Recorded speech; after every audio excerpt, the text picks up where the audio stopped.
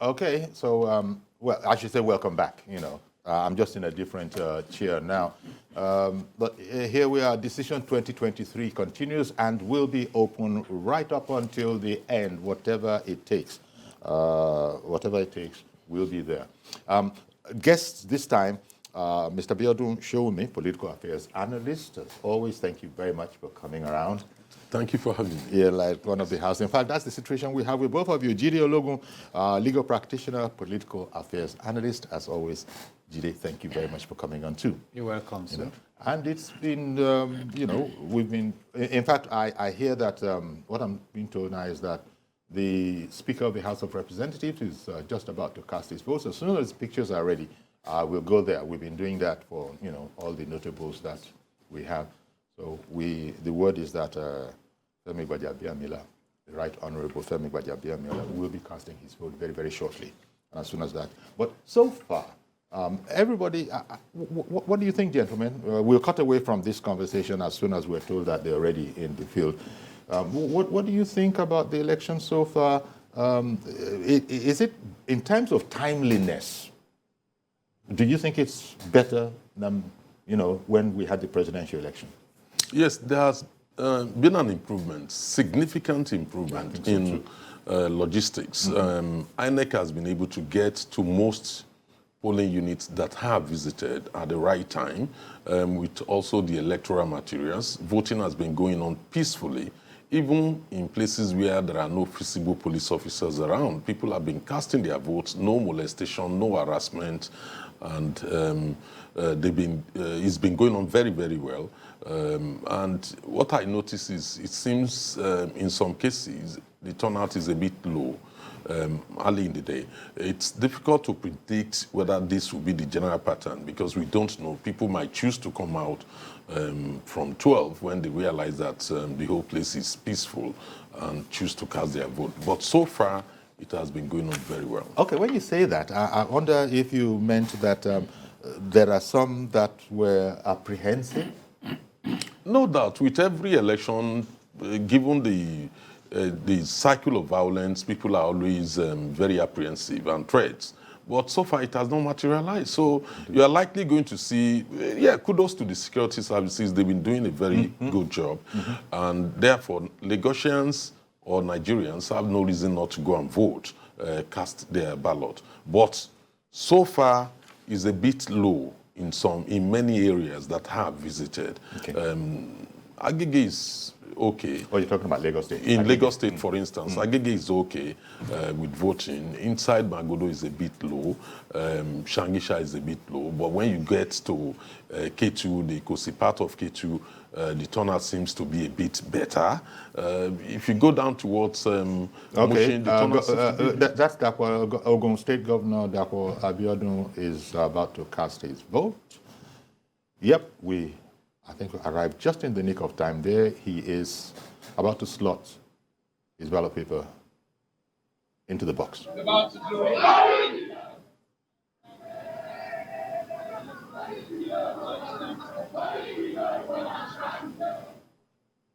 Well, the choppy nature of the video is a data thing. It's a data packet thing, but some places it's smooth. And take when we were in neighboring Oyo State with the other governor. That picture was rock steady, but here we are. It's the Ogun State Governor, Dapo Biodun, in there. Okay, so we're watching him as he casts his vote. And would you want to come in, Jide, on the whole matter about that Biodun was speaking about, the apprehension in some quarters that, well, maybe that's what kept people away. But when we cut to Ibadan, when we cut to Oyo State, Iwo Road area especially, they said, well, this place is no joke. But then there was a show of strength by, the security personnel. And so everything is so far so good. I think the concept of violence, to a large extent, has been decimated in these current electoral processes, particularly with the presence of security stakeholders around. And some of the impact of the new electoral law that in a way is trying to, make snatching of ballot boxes unattractive. You see, so, and I think many are beginning to see the futility of carrying out those exercises. And on the side of apathy, if you look at Frank Jeffkins' transfer process, you try and transfer apathy to interest. And how do we do that? By building up on the expected credibility in the processes. And for many Nigerians right now, whether genuinely or not, they are still nursing the encounters during the presidential and National Assembly elections. But even with that, the pictures are getting clearer. Like I've been telling people, it's when you get to the tribunal, you try comparing allegations and notes and realize that many of these issues may not even be established concretely, because we've come to an era where managing election is like many forces are even contending with INEC, that is mandated under Section 153 of our Constitution to drive it. So you find many reports online, many private IREVs and things like that, so which is creating confusion. So for some, deceptively, they have gone into the apathy mode, that my votes don't count. But who says it? I like to amplify the wise saying of Abraham Lincoln, a one-time president of America, that the ballot is stronger than the bullet. And for some, they are coming out to say, we have to come and vote. But let's give it to INEC that this time around, we have improvement. From the reports we're gathering from Niger State, from Kano, from, across the country earlier today. Some INEC officials even arrived before those who were expected to come and vote. So we have seen improvement in the areas of logistics deployment. And of course, we've seen places where BVAS functioning, and I think a place somewhere in Lagos where the BVAS won't function. So you cannot rule out some of these hitches as we grow our election processes. But by and large, I think there's an improvement. But those BVAS machines, Biodun, they have a sort of redundancy built into them. So that if it doesn't work with your thumbprint, then it happened with Ashwaju Bola Ahmed Tinubu when he was casting his vote. You saw the person say, okay, the only reason they would have been trying to do his facial capture would have been because the thumbprint, was too slow or was not working. So they just went there and in due course, somebody was saying that it was Ni Akinwale who just left. He said it took him all of 90 seconds, to vote. Now that would have been the case because he could use his thumbprint. But the BVAS machine it's an INEC, it's an INEC innovation, isn't it? And they came up with it, and they have explained that you cannot avoid it. Don't let anybody try to make you avoid it. Don't let anybody say anything about, oh, the crowd is such. No, you must go through BVAS. So everybody knows that, as we say, the wuru that BVAS is preventing, it's quite phenomenal. Yeah, prior to the introduction of BVAS, we have a system where if you can't vote or they can't locate your card or locate your data, you simply fill an incident form. And that gave room to votes, unlawful votes being recorded. And because of that, INEC had to think about what to do about this problem. And they came out with this wonderful idea: let us preload all the machines, with the data of the voters. And when you get, they will provide the information so you know where you are supposed to vote. So doing that significantly removed the need for overvoting. Because if you don't go through BVAS, you can't vote. So where you have a situation where people try to beat the system, it will result into overvoting. So in that polling unit, even if it's by one, and that vote more than the accredited voters, the result of that polling unit will be annulled, which is brilliant because we've been able to tame that problem. One confusion... that is part of the legislation that Jide was talking about. Yes, absolutely. Absolutely. But there's one confusion in the minds of many people, particularly those who are unhappy about the outcome of the last presidential election. They thought BVAS is directly linked to IREF. BVAS is not directly linked to IREF. There are two different technologies. BVAS is for data capturing to verify you are the right person to vote and then accredit you. The IREF is totally different. The counting is done manually. The results are recorded in Form EC8A for all polling agents to sign, and a copy given, to the security officer in charge of that area, while INEC will now upload the already signed results, to IREF. So there are two different technologies. In the case of IREF, it failed to work because of there are so many attacks. There were itches. So therefore, it did not invalidate the results of the election as signed by polling agents, at the polling unit. What IREF is for is strictly for viewing. That's all. It's just for viewing. The BVAS is actually the machine that is doing the magic in terms of avoiding or eliminating overvoting or unlawful votes in our voting system. And these are brand projections. So if INEC got or budgeted 305 billion naira for 2023 elections, and Section 3 of the Electoral Act 2022 as amended says the money must be made available to INEC at least a year before the elections.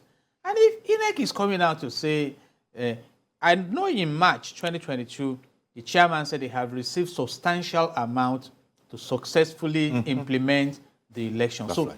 What is missing in between? You can see some residents are the ones bringing chairs and tables.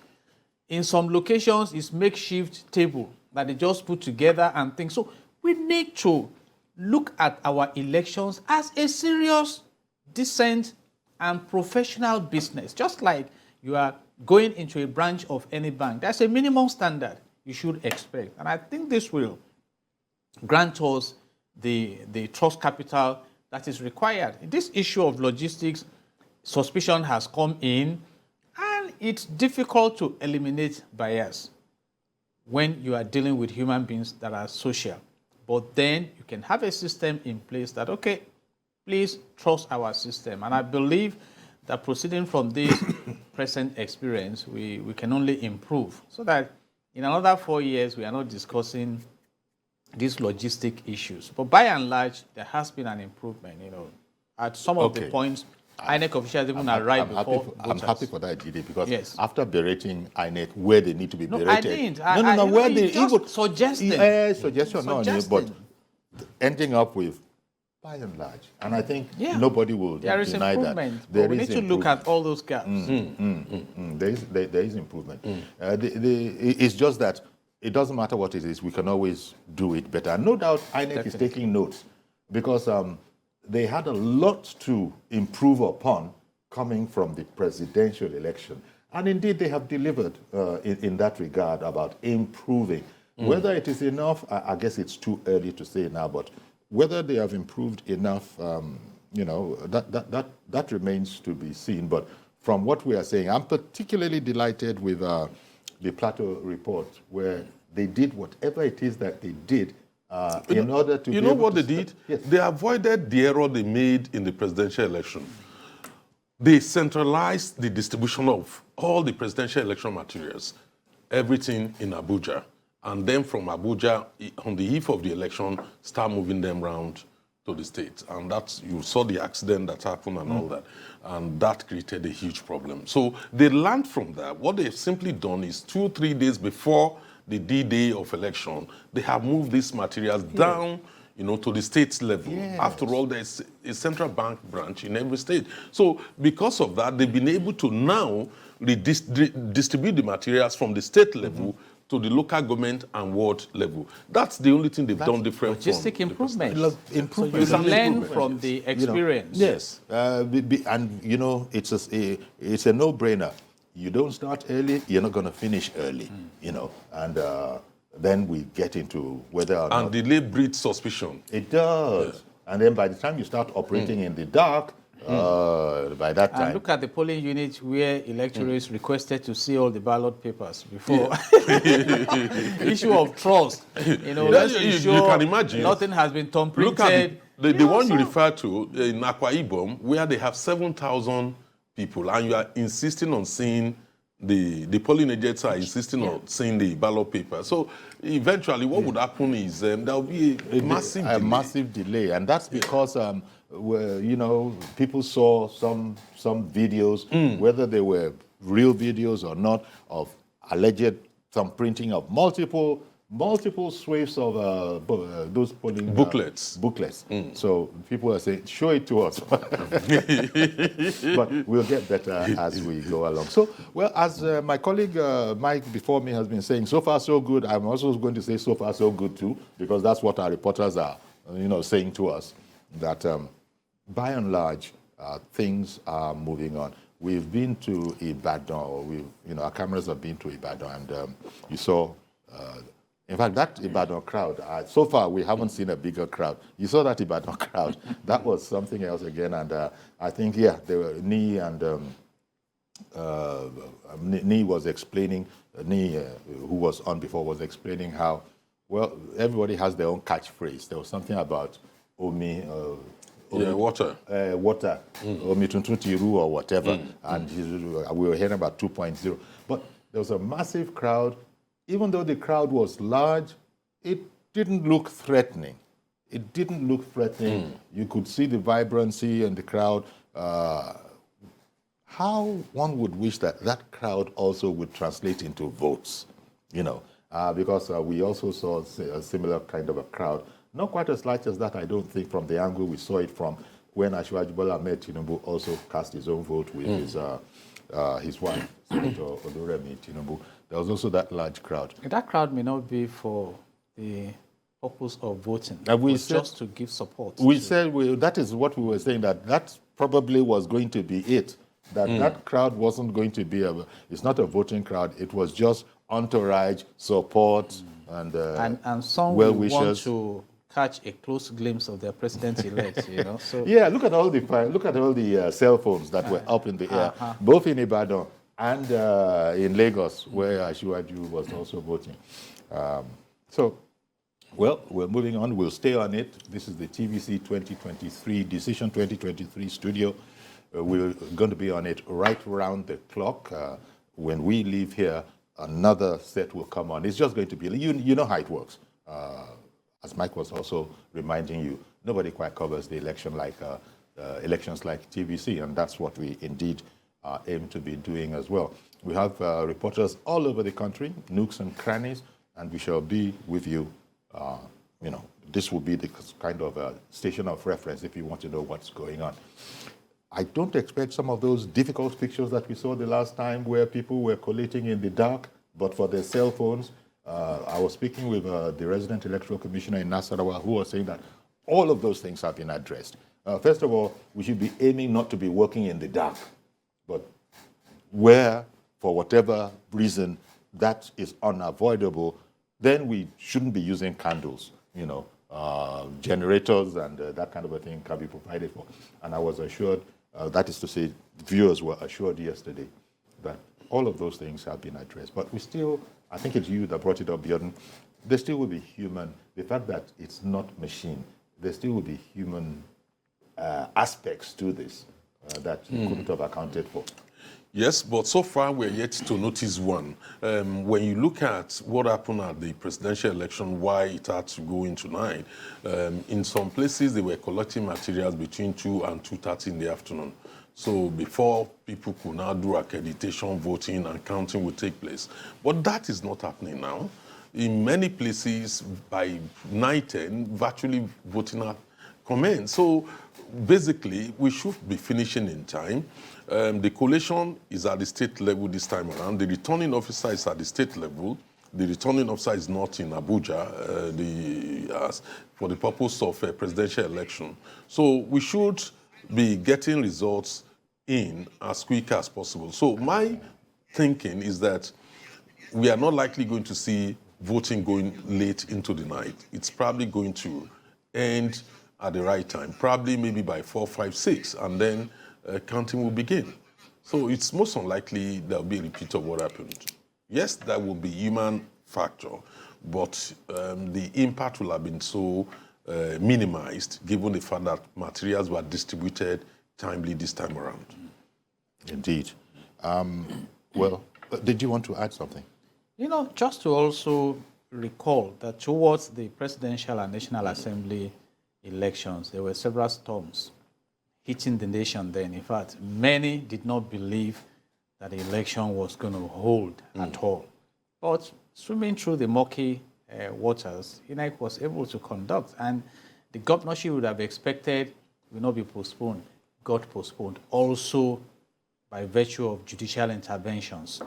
You see, which is one aspect we should work towards in the future. And some have made reference to the days of the former president of the country, Dr. Goodluck Ebele Jonathan, who was holding the staff of office and could have done anything with that staff by saying, oh, I congratulate the president-elect. And there was, so it's part of what we need to bring together, how to actualize the peace accord signed, how to manage the utterances of politicians under the respect for the rule of law. You see, nothing permits any citizen to deliberately hit up the polity, no ambition. So it comes to the systemic issue, and I think that is also been addressed. Look at the majority leader in the House of Representatives who was alleged to be involved in a crime. His result had been withheld by INEC, and he was being run through the process of prosecution. He's been granted bail anyway. So when we have consequences like that, then politicians begin to enter into the mode of coming to serve, not to be served, which is critical. So there are a lot of things that have been achieved with these processes. And again, we have also noted the issue that we are migrating from a two-party state to a multi-party state, actively so.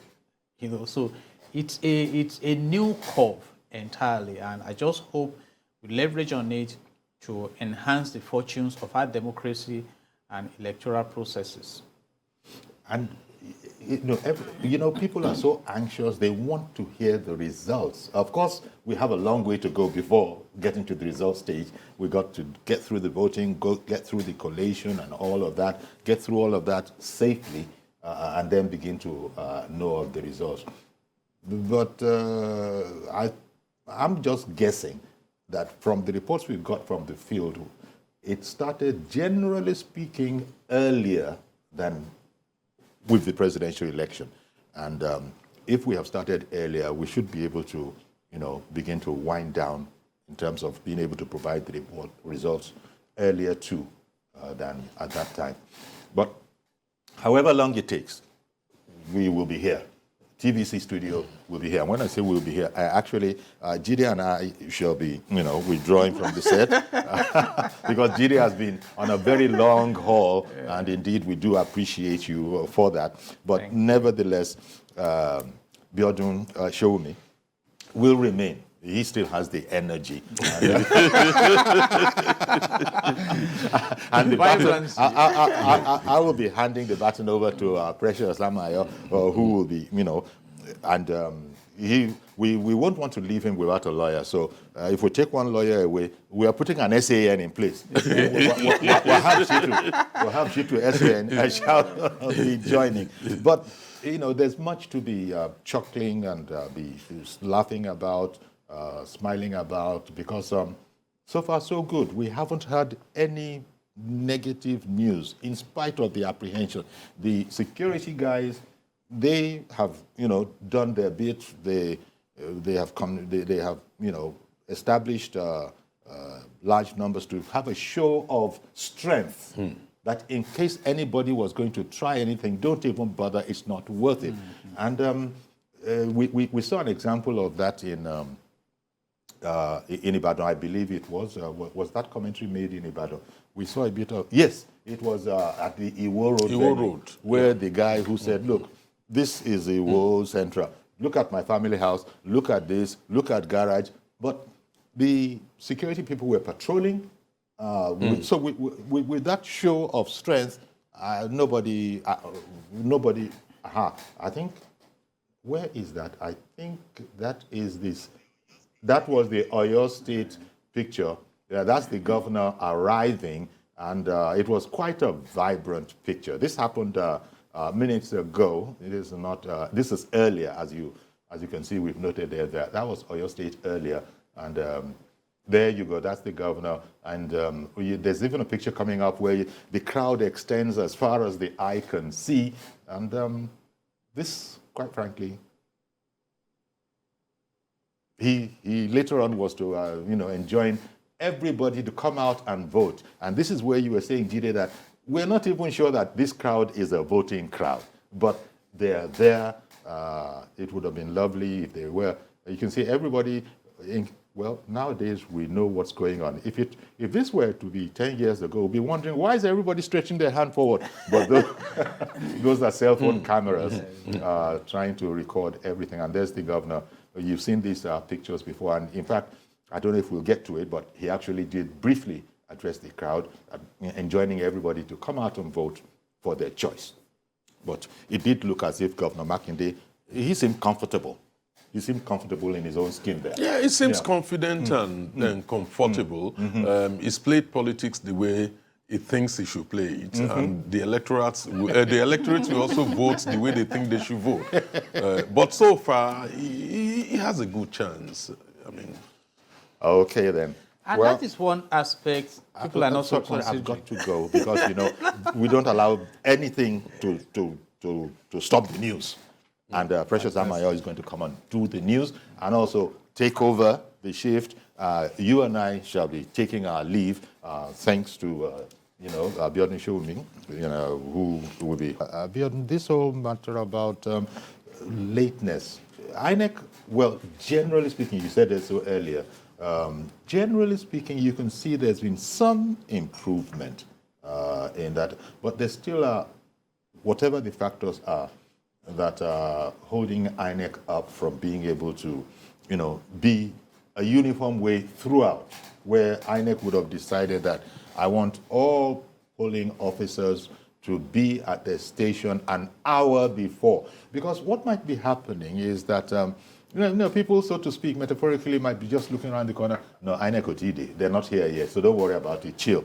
But if, for example, people were to see that, no, INEC is there, and that happened in a number of cases. If they were to see that even in those places where voter turnout was said to be low, if there was some evidence that the mediators of this whole process are taking it very, very seriously. They have been at the location an hour before. Now, I'm just saying this. God knows what the challenges are. It might well be that, no, if we say we want to start at 8:30 on the dot, this 1 hour before means that we should be there by 7:30. I don't know if there are challenges there. But as I was joking that if it were a matter that every Nigerian should come and take his own, share of national cake. Let me just find a figure that will encourage our people. Say 100,000 naira. So if people are there at the right time, at that 7 or at that 8:30, pick up your 100,000 naira, vote and go. I'm sure there will be queues right until the next street, as you know.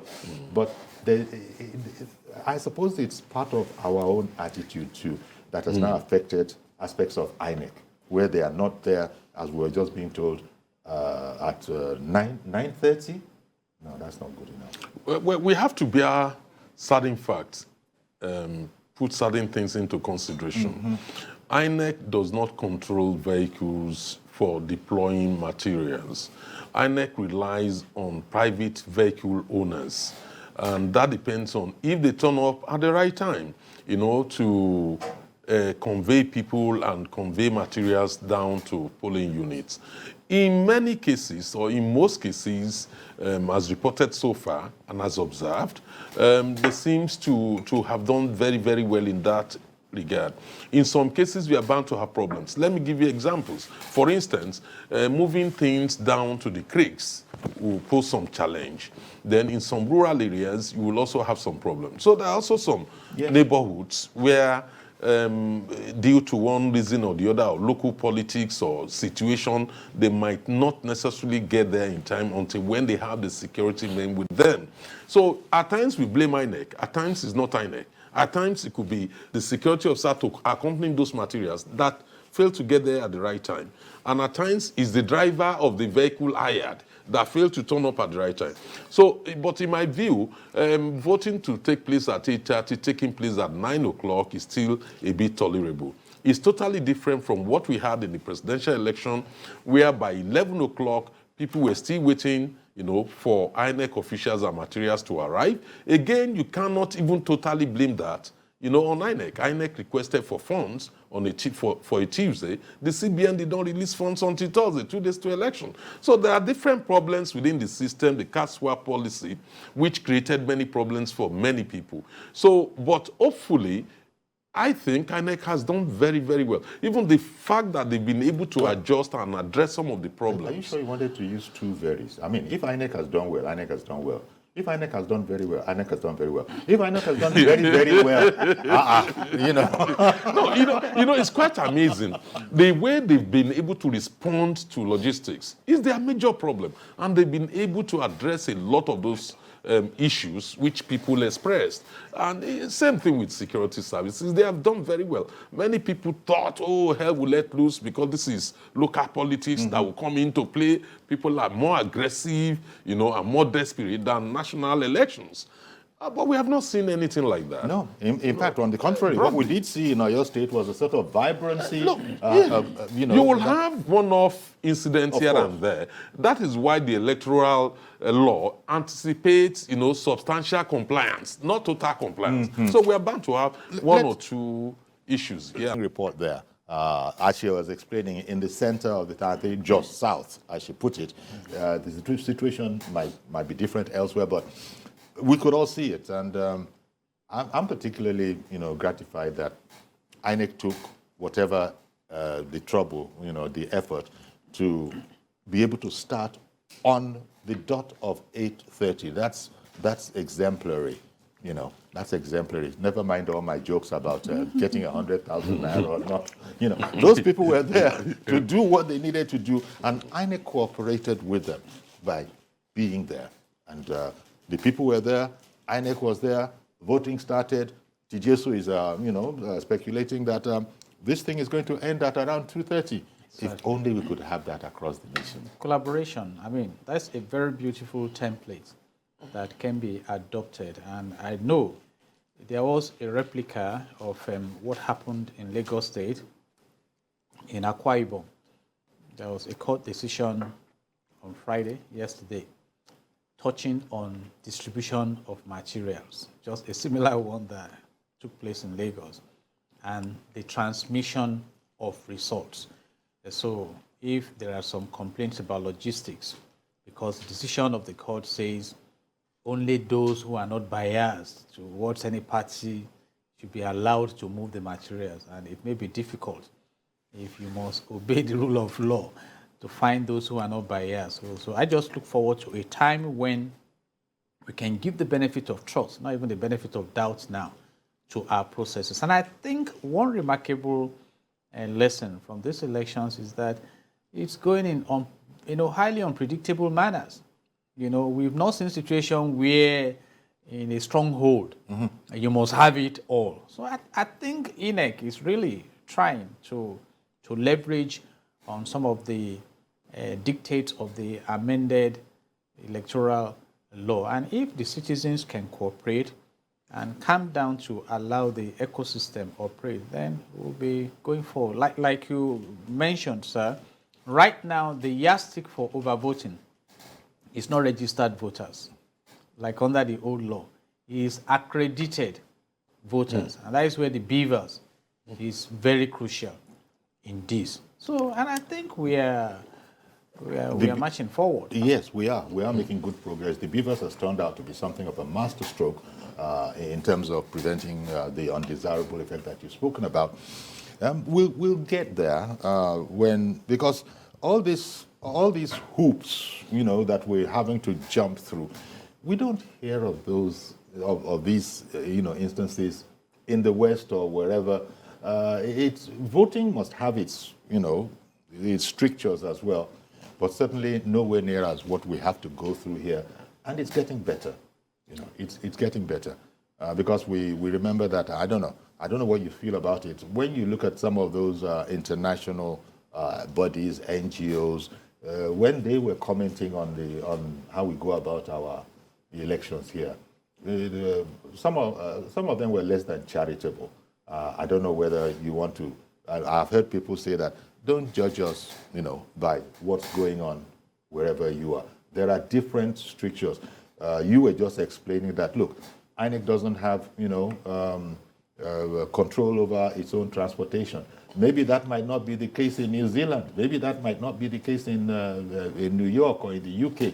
But we have to do all these things, come through in our own way, do the very best that we can. As you were saying, it's not going to be 100%, but it has to be definitely right up there so that we see that large and substantial compliance. Yeah, many people remember that INEC used to have their own buses. In the days of Federal Electoral Commission, they were called FEDECO. FEDECO buses. There's a bus on the road called FEDECO. But it resulted into a huge waste of public wealth. Because once you finish the election, what do you do with the buses? You can't park them for 4 years. They're going to, they would lose value. So many of those buses were sold off cheaply. And it was from there we realized that we need to be more efficient as a country with resources rather than throwing it away. I have done elections monitoring at least in 2 West African states and once in Europe. And I know clearly that there is no perfect election anywhere in the world. There are always itches, something you can still do better. And then it's a learning curve. Every election is a learning curve. Even in United States of America, we saw what happened with the last election. We saw the opinions of many election observers, but that does not remove the fact that United States is still the bastion of democracy, no matter how you look at it. So you always have this problem. That is why the Electoral Act talks about substantial compliance and not total compliance, because there are always human angle to everything. There will be human angles to this whole matter. And then, of course, when it comes to this whole matter of transportation, the riverine states, riverine areas, will present their own special challenges. In fact, when we were monitoring some areas in the northern states, they brought the materials on motorbikes. So you find culture and society's sensitive approaches. And that is why we are talking about INEC also, earning the trust. Outsourcing, it's a fantastic engagement in human resources management. You need to be wise with your resources. But knowing that these elections come up 4 years,